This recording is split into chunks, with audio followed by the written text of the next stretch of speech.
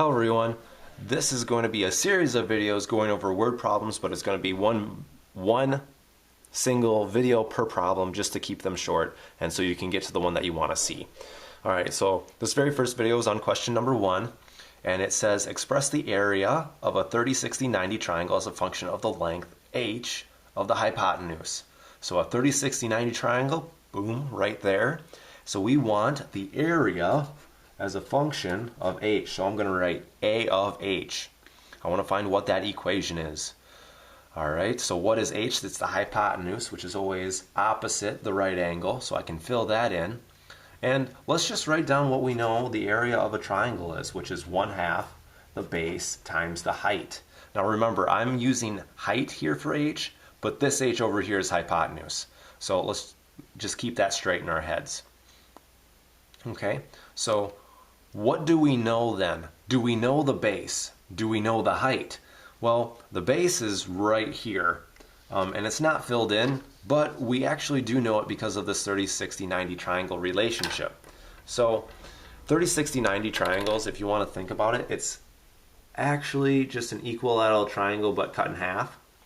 So this side length is h, this whole side length is h, so then our black portion is just going to be h over 2.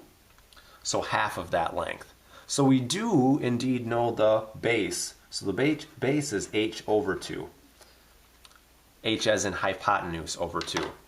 But we have yet to discover what actually the height is. So the height being this side over here. And let me just write in 1/2 over here. And maybe let's write in purple that we're looking for whatever this is. So how could we find that?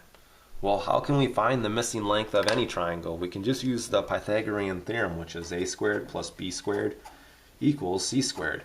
So let's pretend our a squared is our missing spot. B squared is our other side length, which is h over 2. Make sure you square that, is equal to our hypotenuse, which is h squared. I'm looking for a squared, or just a by itself, so I need to subtract this h over 2 squared to the other side. So h squared minus h over 2 squared equals a squared. Get rid of the square by square rooting everything. So this whole thing is under the square root minus h over 2 squared. And then I can simplify what's inside a little bit. So a equals the square root. H squared, can't really simplify that at all. H over 2 squared. That's really h over 2 times h over 2, which is h squared over 4. But now I can get everything over one common denominator. So that would really be the square root of 4h squared over 4, common denominator of 4, minus h squared over 4. When I subtract all that, subtracting our numerators that is, we're going to be left with the square root of 3h squared over 4. And now let's get some things out of the square root. Since this is being multiplied, we can break it into a square root of the numerator and the square root of the denominator. So 3h squared all underneath the square root, and the square root of 4. Well, h squared, the square root of that is h. Square root of 4, that's 2. And we can't really do anything with the square root of 3. That just has to be left alone. But we did find a.